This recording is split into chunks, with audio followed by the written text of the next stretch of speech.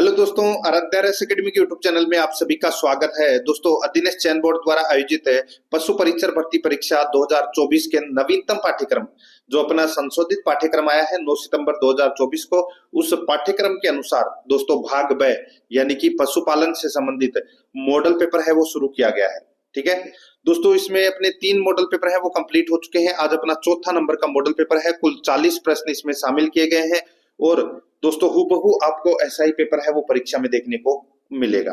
दोस्तों, आपका टारगेट है वो इसमें 40 में से 40 सही करने का टारगेट होना चाहिए और रोजाना आपको टेस्ट है वो देना है। अगर आपने पिछली जो 3 क्लासें हैं वो नहीं देखी है तो आप प्ले लिस्ट में जाइए, वहां पे आपको फोल्डर मिल जाएगा पशु परीक्षर भाग ब मॉडल पेपर के नाम से, वहां फोल्डर बना हुआ है और उसका जो लिंक है वो आपको डिस्क्रिप्शन में भी मिल जाएगा, तो आप वहां जाकर भी क्लासें जरूर देखें। और दोस्तों, आराध्या रेस एकेडमी के यूट्यूब चैनल को अगर आपने अभी तक सब्सक्राइब नहीं किया तो सब्सक्राइब जरूर करें, बेल आइकन को दबाएं, वीडियो को लाइक और अपने दोस्तों के पास में शेयर जरूर करें। रोजाना आपको सुबह ये क्लास है वो देखने को मिलेगी, बहुत शानदार क्लास है। और दोस्तों, पशु परीक्षर का एग्जाम है तो पशुपालन से संबंधित तो प्रश्न है वो आपको 40 से 50 है वो देखने को मिलेंगे। तो दोस्तों, रोजाना आपको मेरे साथ में चलना है। देखिए, पहला प्रश्न है, निम्न में से कौन सी नस्ल मुर्गी की नहीं है? बताइए, मुर्गी की कौन सी नस्ल नहीं है? यहाँ पर देखिए, असील, कड़कनाथ, बीटल, वर्षा। तो दोस्तों देखिए, यहाँ पे जो बीटल है, बीटल नाम तो सुना ही होगा आपने। दोस्तों, ये बीटल किसकी नस्ल है? तो दोस्तों ये बकरी की नस्ल है। किसकी है? बकरी की नस्ल है। यहाँ पे असील, कड़कनाथ, वर्षा, तेनी, सफेद लेगहॉर्न, ये क्या है? ये मुर्गी की नस्लें हैं। ठीक है, यहाँ पर 3 नंबर का ऑप्शन राइट आंसर हो जाएगा।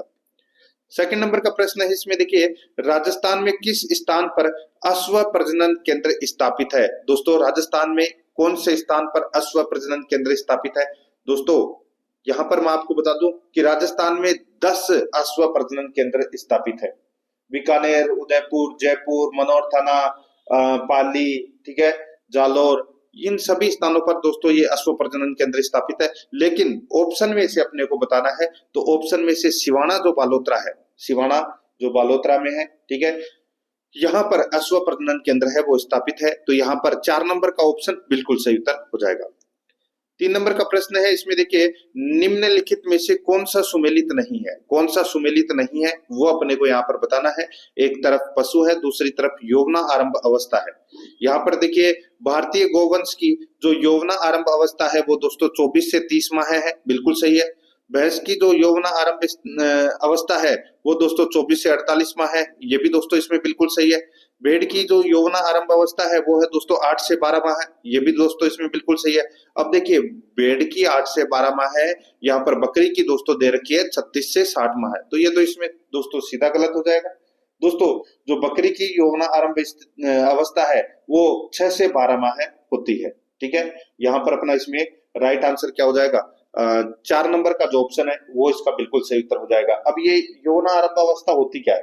दोस्तों, इसमें क्या होता है कि मादा जनन अंगों में विकसित अंडाशयों में अंडाणुओं के बनने की जो प्रक्रिया आरंभ होती है उसको दोस्तों यौवना आरंभ अवस्था कहते हैं। यहाँ पर अपना इसमें राइट आंसर 4 नंबर ऑप्शन बिल्कुल सही। आगे देखिए, 4 नंबर का प्रश्न है, निम्न को सुमेलित कीजिए। सूची फर्स्ट में पशु है, दूसरी तरफ कृत्रिम गर्भाधान विधि है। दोस्तों, यहाँ पर अपने को बताना है, देखिए सॉरी, एक तरफ पशु है, दूसरी तरफ कृत्रिम गर्भाधान विधि दे रखी है।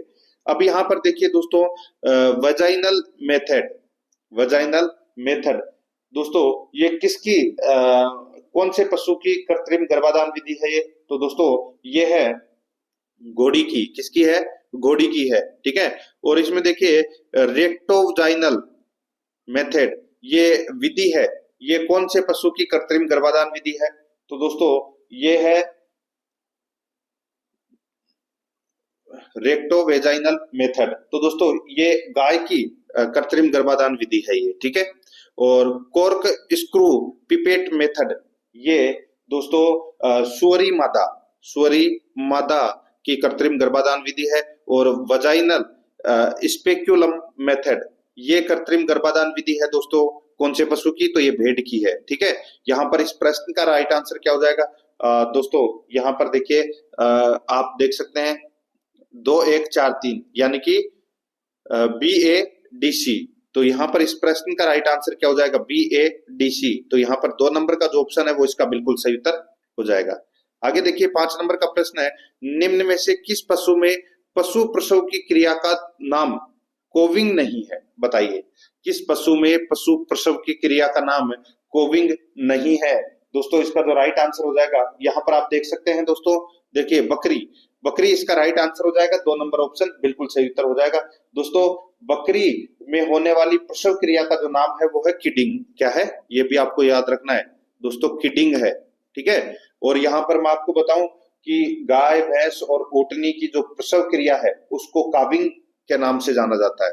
तो यहाँ पर अपना इसमें 2 नंबर का ऑप्शन बिल्कुल सही उत्तर हो जाएगा। बहुत ही अच्छा प्रश्न था। 6 नंबर का प्रश्न है, इसमें देखिए, एक थन ग्रंथि सिस्टन में कितने ग्राम दूध एकत्रित करने की क्षमता होती है? एक थन ग्रंथि सिस्टन में कितने ग्राम दूध एकत्रित करने की क्षमता होती है? तो दोस्तों इसका राइट आंसर हो जाएगा वो है 500 से 600 ग्राम दूध एकत्रित करने की क्षमता होती है। तो यहाँ पर अपना इसमें 1 नंबर का जो ऑप्शन है वो इसका बिल्कुल सही उत्तर इसमें हो जाएगा, ठीक है। आगे देखिए 7 नंबर का प्रश्न है, मशीन द्वारा दूध निकालने के लिए पारे का प्रेशर होता है। बताइए दोस्तों, मशीन द्वारा दूध निकालने के लिए पारे का जो प्रोसेसर है वो दोस्तों कितना रहता है? तो यहाँ पर इसका राइट आंसर हो जाएगा वो है 360 मिमी रहता है दोस्तों। कितना रहता है? 360 मिमी। यहाँ पर 3 नंबर का ऑप्शन बिल्कुल सही उत्तर हो जाएगा। दोस्तों इससे क्या होता है कि मशीन द्वारा पहले मिनट में 1 से 2 किलो दूध है वो निकाला जाता है, ठीक है। दूसरे मिनट में दूध निकालने की जो गति है वो दोस्तों 3 से 5 किलो हो जाती है। तो यहाँ पर अपना इसमें राइट आंसर क्या हो जाएगा? 3 नंबर का ऑप्शन बिल्कुल सही।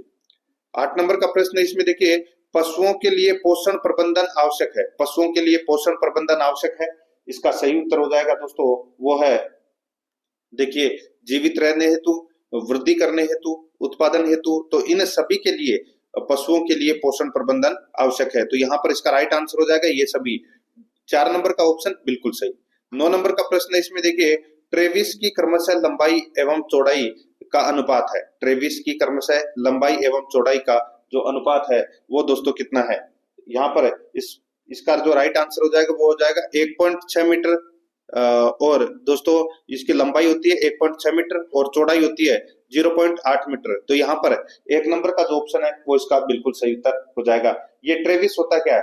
तो ये ट्रेविस पशुओं को नियंत्रित करने का एक प्रमुख उपकरण होता है जो लोहे के पाइप एवं लकड़ी का बना होता है, ठीक है। और इसे जमीन में गाड़ देते हैं और जमीन से इसकी ऊंचाई 1.5 मीटर है वो रखते हैं।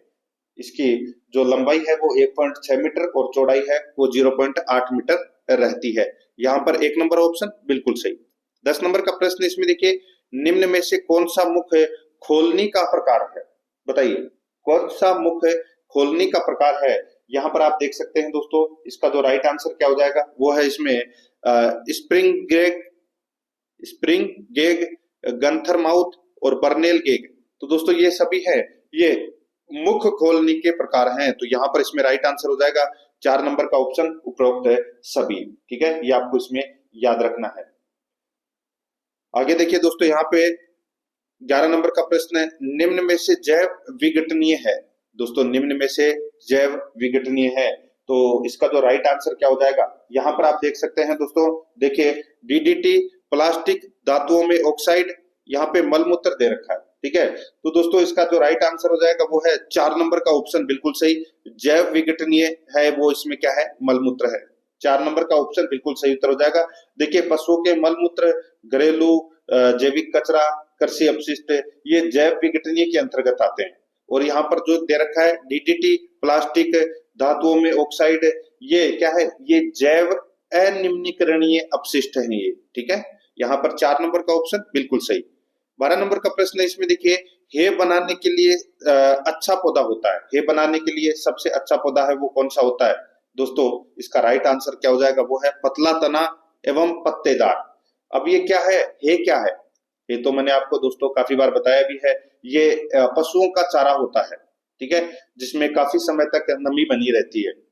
तो हे बनाने के लिए दोस्तों सबसे अच्छा पौधा होता है पतले तने वाला और पत्तेदार पौधा, ठीक है, ये होता है। यहाँ पर अपना इसमें 1 नंबर का जो ऑप्शन है वो इसका बिल्कुल सही उत्तर इसमें हो जाएगा, याद रखना। आगे देखिए यहाँ पे 13 नंबर का प्रश्न है, पशु आहार में कितना भाग मोटे चारे का होता है? बताइए पशु आहार में कितना भाग मोटे चारे का होता है? यहाँ पर इसका जो राइट आंसर हो जाएगा, देखिए पशु आहार में 3/4 भाग है, 3/4 भाग मोटे चारे का होता है। यहाँ पर अपना इसमें राइट आंसर हो जाएगा 3/4। 2 नंबर का जो ऑप्शन है वो इसका बिल्कुल सही उत्तर इसमें हो जाएगा। आगे देखिए 14 नंबर का प्रश्न है, निम्न में से कौन सा बेफलीदार हरा चारा नहीं है? कौन सा बेफलीदार हरा चारा नहीं है? दोस्तों इसका राइट आंसर हो जाएगा वो है सोयाबीन। सोयाबीन है, ये बेफलीदार हरा चारा नहीं है। यहाँ पर 3 नंबर का ऑप्शन राइट आंसर हो जाएगा। दोस्तों सोयाबीन है वो फलीदार हरा चारा है, ठीक है। बेफलीदार हरे चारे में 2 प्रकार के हरे चारे आते हैं, जिसमें एक तो स्वयं उगाते हैं, ठीक है, जैसे दूब घास, ठीक है, और दूसरे उगाए जाते हैं जैसे मक्का ज्वार बाजरा, ठीक है, वो होती है दोस्तों ये। तो यहाँ पर बेफलीदार कौन सा है इसमें? सोयाबीन। 3 नंबर का ऑप्शन बिल्कुल सही। 15 नंबर का प्रश्न इसमें देखिए, गाय में शरीर का सामान्य तापमान एवं नाड़ी दर प्रति मिनट क्रमशः होती है। बताइए दोस्तों गाय में शरीर का सामान्य तापमान कितना होता है और नाड़ी दर प्रति मिनट है वो कितनी होती है? यहाँ पर मैं आपको बताऊं तो दोस्तों देखिए, गाय के शरीर का जो सामान्य ताप है वो दोस्तों 101.5 फारेनहाइट होता है। ये गाय का सामान्य तापमान होता है, ठीक है। और इसकी जो नाड़ी दर गति है वो है दोस्तों 45 से 65 प्रति मिनट। तो यहाँ पर 2 नंबर का जो ऑप्शन है वो इसका बिल्कुल सही उत्तर इसमें हो जाएगा, याद रखना। आगे देखिए दोस्तों यहाँ पे 16 नंबर का प्रश्न है, निम्न में से कौन सा विषाणु जनित रोग है? विषाणु जनित रोग कौन सा है? तो यहाँ पर देखिए दोस्तों जो अडैया बुखार है ये विषाणु जनित रोग है, ये आपको इसमें याद रखना है। तो यहाँ पर अपना इसमें राइट आंसर क्या हो जाएगा? 4 नंबर का जो ऑप्शन है वो इसका बिल्कुल सही उत्तर इसमें हो जाएगा। अडैया बुखार ये वायरस जनित रोग है, ठीक है। आगे देखिए 17 नंबर का प्रश्न है, निम्न में से कौन सा रोग प्रोटोजोआ जनित रोग है? कौन सा रोग प्रोटोजोआ जनित रोग है? यहाँ पर देखिए दोस्तों बबेसियोसिस, थिल्रियोसिस, एनाप्लाज्मोसिस। तो दोस्तों ये तीनों क्या है? ये प्रोटोजोआ जनित रोग हैं तीनों। तो यहाँ पर इसका राइट आंसर हो जाएगा उपरोक्त सभी। 4 नंबर का जो ऑप्शन है वो इसका बिल्कुल सही उत्तर हो जाएगा, याद रखना। इसमें क्या होता है? तेज बुखार आता है, भूख कम लगना, ठीक है, त्वचा खुरदरी हो जाती है, लाल हो जाती है। यहाँ पर 4 नंबर ऑप्शन बिल्कुल सही। आगे देखिए पशुओं के शरीर में पाए जाने वाले रक्त परजीवी कौन से हैं? पशुओं के शरीर में पाए जाने वाले रक्त परजीवी कौन से हैं? तो दोस्तों यहाँ पर देखिए फाइलेरिया, थैलेरिया, बवेसिया, ये तीनों क्या है? ये रक्त परजीवी हैं। तो यहाँ पर अपना इसमें राइट आंसर हो जाएगा उपरोक्त सभी। 4 नंबर का जो ऑप्शन है वो इसका बिल्कुल सही उत्तर इसमें हो जाएगा, याद रखना। आगे देखिए 19 नंबर का प्रश्न है, बछड़ों में टीकाकरण की न्यूनतम उम्र होनी चाहिए। बछड़ों में टीकाकरण की जो न्यूनतम उम्र है वो कितनी होनी चाहिए? तो दोस्तों इसका राइट आंसर हो जाएगा वो है टीकाकरण की जो उम्र है न्यूनतम वो 3 माह होनी चाहिए, ठीक है। तो यहाँ पर अपना इसमें 4 नंबर का ऑप्शन राइट आंसर हो जाएगा। और टीका लगने से शरीर में एंटीबॉडी बनती है, ठीक है, और जो रोग प्रतिरोधक क्षमता विकसित करती है। तो यहाँ पर अपना इसमें राइट आंसर 4 नंबर ऑप्शन हो जाएगा। 20 नंबर का प्रश्न है, इसमें देखिए पशुओं के घावों को धोने के काम में प्रयोग किया जाता है। पशुओं के घावों को धोने के काम में प्रयोग किया जाता है। तो दोस्तों बताइए किसका प्रयोग किया जाता है? राइट आंसर हो जाएगा लाल दवा का प्रयोग किया जाता है। लाल दवा का, यहाँ पर 1 नंबर का ऑप्शन बिल्कुल सही। लाल दवा का नाम क्या है दोस्तों, वैज्ञानिक नाम? तो वो है पोटेशियम परमैंगनेट, पोटेशियम परमैंगनेट, ठीक है। तो यहाँ पर अपना इसमें राइट आंसर क्या हो जाएगा? 1 नंबर ऑप्शन बिल्कुल सही। आगे देखिए 21 नंबर का प्रश्न है, भेड़ बकरियों में पीका रोग किस ऋतु में सर्वाधिक फैलता है? बताइए जो भेड़ बकरियों के अंदर जो पीका रोग होता है ये दोस्तों किस ऋतु में फैलता है? अब ये पीका रोग होता क्या है दोस्तों? पीका रोग में क्या होता है कि भूख नहीं लगती है पशुओं को, ठीक है, भेड़ बकरियों को। दोस्तों ये ग्रीष्म ऋतु में ये रोग है वो सर्वाधिक फैलता है। यहाँ पर 3 नंबर का जो ऑप्शन है वो इसका बिल्कुल सही उत्तर हो जाएगा, ठीक है। आगे देखिए 22 नंबर का प्रश्न है, पशुओं का गलघोटू, लंगड़ा बुखार जैसे रोगों से बचाव हेतु टीका किस माह में लगाया जाता है? पशुओं का गलघोटू, लंगड़ा बुखार जैसे रोगों से बचाव हेतु टीका किस माह में लगाया जाता है? दोस्तों इसका जो राइट आंसर हो जाएगा वो है इसमें जून माह में लगाया जाता है दोस्तों। ये यहाँ पर 2 नंबर का ऑप्शन बिल्कुल सही उत्तर इसमें हो जाएगा। दोस्तों आप सभी को पता है जून माह में क्यों लगाया जाता है, क्योंकि गर्मी का समय होता है और इस माह में पशुओं को हरा चारा नहीं मिलने के कारण विटामिन ए की दोस्तों खुराक है वो दी जानी उपयुक्त रहती है, इसलिए ये टीका लगता है। यहाँ पर अपना इसमें 2 नंबर का ऑप्शन राइट आंसर हो जाएगा जून माह में। 23 नंबर का प्रश्न है, भारत में किस राज्य में प्रति व्यक्ति प्रतिदिन दुग्ध उपलब्धता सर्वाधिक है? बताइए कौन से राज्य में प्रति व्यक्ति प्रतिदिन दूध उपलब्धता सर्वाधिक है? दोस्तों इसका जो राइट आंसर हो जाएगा, देखिए सर्वाधिक दूध की मैं बात करूं तो उपलब्धता है वो प्रति व्यक्ति, वो है पंजाब में। ठीक है, 1 नंबर का ऑप्शन बिल्कुल सही उत्तर हो जाएगा। पंजाब में जो प्रति व्यक्ति दूध उपलब्धता है, ठीक है, वो है दोस्तों 1283 ग्राम प्रतिदिन। ठीक है, यानी कि आप बोल सकते हैं 1.5 लीटर। ठीक है, 1.25 लीटर या 1.25 किलो। यहाँ पर अपना इसमें 1 नंबर का ऑप्शन बिल्कुल सही, 1283 ग्राम प्रतिदिन, पंजाब इसका सही उत्तर हो जाएगा।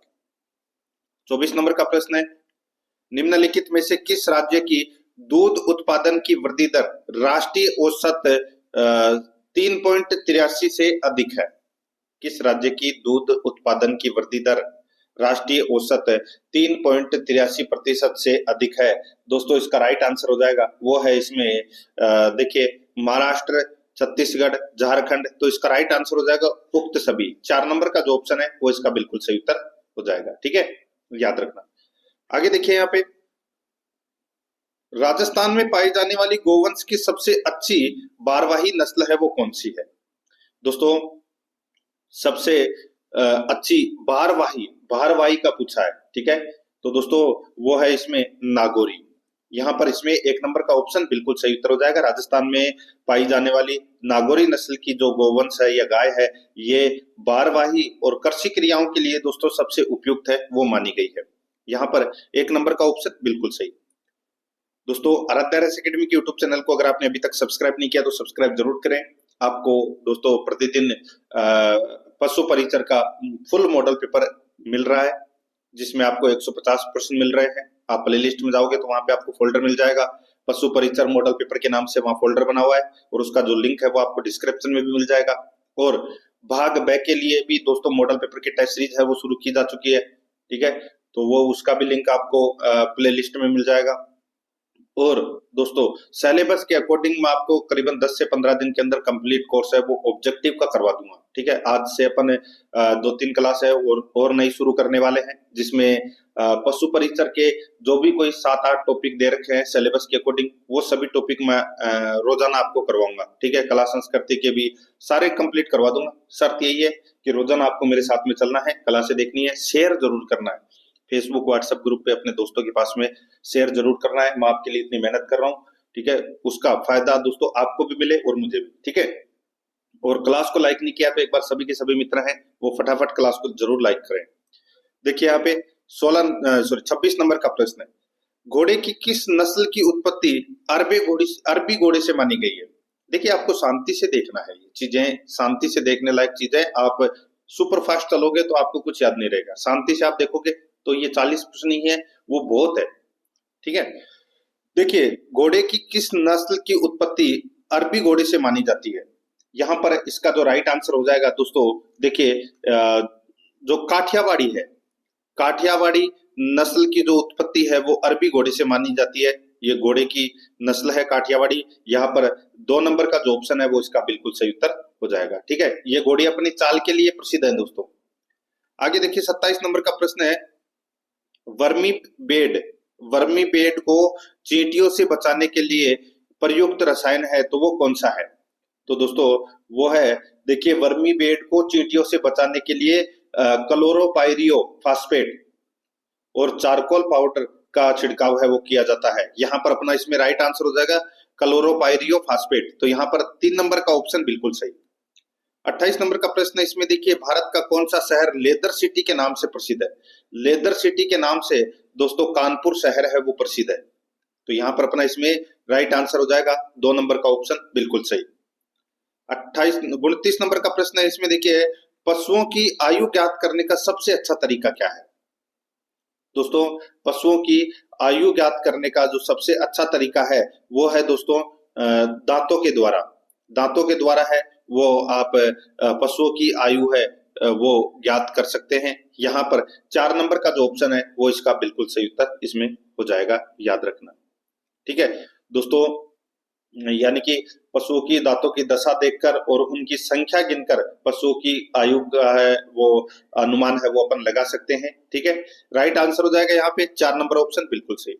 आगे देखिए, बकरी में दूध के दांतों की संख्या होती है, तो दोस्तों बकरी में दूध के दांतों की संख्या कितनी होती है? तो यहाँ पर इसका राइट आंसर हो जाएगा 8। ठीक है, गाय, भैंस, भेड़, बकरी, इनमें जो दूध के दांतों की संख्या होती है वो 8 होती है। यहाँ पर 4 नंबर का ऑप्शन बिल्कुल सही। 31 नंबर का प्रश्न है, इसमें देखिए दोस्तों, पॉलीथीन को जलाने पर कौन सी गैस उत्पन्न होती है? पॉलीथीन को जलाने से दोस्तों कौन सी गैस उत्पन्न होती है? तो दोस्तों एक तो होती है CO2 यानी कि कार्बन डाइऑक्साइड, और एक होती है दोस्तों CO यानी कि कार्बन मोनोऑक्साइड। इन दोनों गैसों का दोस्तों उत्सर्जन होता है। तो यहाँ पर अपना इसमें राइट आंसर 3 नंबर का ऑप्शन हो जाएगा, 1 और 2 दोनों इसमें सही है। 32 नंबर का प्रश्न है, निम्नलिखित में से किस पशु के कान को काटकर निशान बनाया जाता है? बताइए, किस पशु के कान को काटकर निशान बनाया जाता है? इसका जो राइट आंसर हो जाएगा वो है इसमें सूअर। दोस्तों सूअर के कान काटकर दोस्तों निशान बनाया जाता है। ठीक है, वी आकार का निशान है वो बनाया जाता है दोस्तों। ठीक है, यहाँ पर अपना इसमें राइट आंसर 3 नंबर का जो ऑप्शन है वो इसका बिल्कुल सही उत्तर हो जाएगा।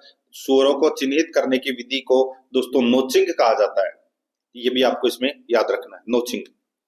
देखिए बिल्कुल सिलेबस के बाहर एक भी प्रश्न इसमें नहीं जाएगा। ठीक है, और सिलेबस को ध्यान में रख के ही ये क्लासें हैं वो शुरू की गई है। देखिए 20वीं पशुगणना के अनुसार राजस्थान में न्यूनतम पशुधन किस जिले में है?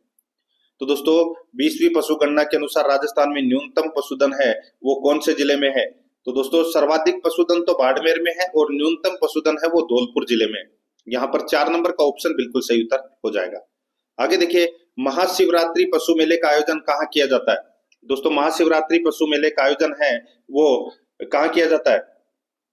तो दोस्तों इस पशु मेले का आयोजन है वो दोस्तों करौली में किया जाता है। करौली में कब किया जाता है? तो दोस्तों माघ पूर्णिमा से फाल्गुन कृष्ण सप्तमी तक ये पशु मेले का आयोजन किया जाता है, महाशिवरात्रि पशु मेले का। और ये दोस्तों मेला है वो कब से बढ़ रहा है? तो ये 1959 से ये मेला है वो प्रतिवर्ष बढ़ रहा है। ठीक है, यहाँ पर 2 नंबर का ऑप्शन बिल्कुल सही। 35 नंबर का प्रश्न है, भारत में गोवंश की संख्या की दृष्टि से राजस्थान का कौन सा स्थान है? तो गोवंश की संख्या की दृष्टि से राजस्थान का दोस्तों इसमें स्थान है तो वो कौन सा है? यहाँ पर इसका राइट आंसर क्या हो जाएगा बताइए? तो वो है दोस्तों 6ठा स्थान है गोवंश में राजस्थान का। ठीक है, और दोस्तों मैं आपको बताऊं इसमें सर्वाधिक गोवंश है वो दोस्तों पश्चिम बंगाल में है। ठीक है, तो यहाँ पर इसमें 4 नंबर का ऑप्शन बिल्कुल सही। और राज्य में यानी कि राजस्थान में सर्वाधिक गोवंश है वो बीकानेर जिले में पाया जाता है, ये भी आपको याद रखना है। 4 नंबर ऑप्शन बिल्कुल सही, 6ठा स्थान है भारत में राजस्थान का। नेक्स्ट आगे देखिए, पशुशाला में सोडियम बाइकार्बोनेट प्रयुक्त होता है।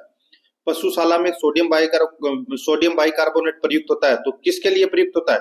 दोस्तों ये सोडियम बाइकार्बोनेट है, ठीक है, इसका उपयोग दोस्तों फर्श व बर्तनों की सफाई में इसका प्रयुक्त है वो किया जाता है। तो यहाँ पर अपना इसमें 3 नंबर का ऑप्शन बिल्कुल सही उत्तर हो जाएगा, याद रखना, जिससे जीवाणुओं व विषाणुओं को नष्ट है वो किया जा सकता है। यहाँ पर 3 नंबर का ऑप्शन बिल्कुल सही। आगे देखिए, एक गाय के लिए किस आकार की नांद चारे के लिए पर्याप्त होती है? नांद मतलब समझते होंगे आप, जिसको अपन थान बोलते हैं। ठीक है, तो दोस्तों एक गाय के लिए जो चारे की जो नांद है वो 1.5 फुट चौड़ी, 3 फुट लंबी और 9 इंच गहरी पर्याप्त होती है। तो यहाँ पर अपना इसमें 1.5 फुट चौड़ी, 3 फुट लंबी और 9 इंच गहरी होती है। ठीक है, ये चारे के लिए पर्याप्त है।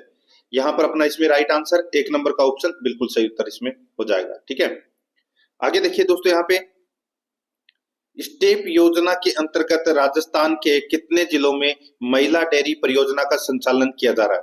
स्टेप योजना के अंतर्गत राजस्थान के कितने जिलों में महिला डेयरी परियोजना का संचालन किया जा रहा है? तो दोस्तों इसका राइट आंसर हो जाएगा वो है 20 जिलों में। यहाँ पर 1 नंबर का ऑप्शन बिल्कुल सही उत्तर इसमें हो जाएगा, 20 जिलों में। नेक्स्ट आगे देखिए 39 नंबर का प्रश्न है, गंगमूल डेयरी कहाँ स्थित है। दोस्तों गंगमूल डेयरी कहाँ पर स्थित है, तो ये दोस्तों श्री गंगानगर में स्थित है दोस्तों, ये गंगमूल डेयरी, ठीक है। राइट आंसर हो जाएगा यहाँ पे 4 नंबर का ऑप्शन बिल्कुल सही। 40 नंबर का प्रश्न है, इसमें देखिए निम्न में से कौन सी योजना 100% केंद्र द्वारा वित्त पोषित है। कौन सी योजना 100% केंद्र द्वारा वित्त पोषित है, तो यहाँ पर देखिए इसका राइट आंसर हो जाएगा national programme for bovine breeding. दोस्तों ये 100% केंद्र द्वारा वित्त पोषित है। यहाँ पर 1 नंबर का जो ऑप्शन है वो इसका बिल्कुल सही उत्तर इसमें हो जाएगा। तो दोस्तों इसी के साथ मैंने आपको ये पशु परिचर भाग ब का जो मॉडल पेपर नंबर 4 है वो कंप्लीट करवा दिया है। अगर आपने पिछले 3 नहीं देखे हैं तो वो जरूर देखें, उनका जो लिंक है वो आपको डिस्क्रिप्शन में भी मिल जाएगा और प्ले लिस्ट में भी। तो दोस्तों आराध्या आरएस एकेडमी के यूट्यूब चैनल को सब्सक्राइब जरूर करें, बेल आइकन को दबाएं, वीडियो को लाइक और अपने दोस्तों के पास में शेयर जरूर करें। मिलते हैं दोस्तों नेक्स्ट क्लास में। जय हिंद, जय भारत।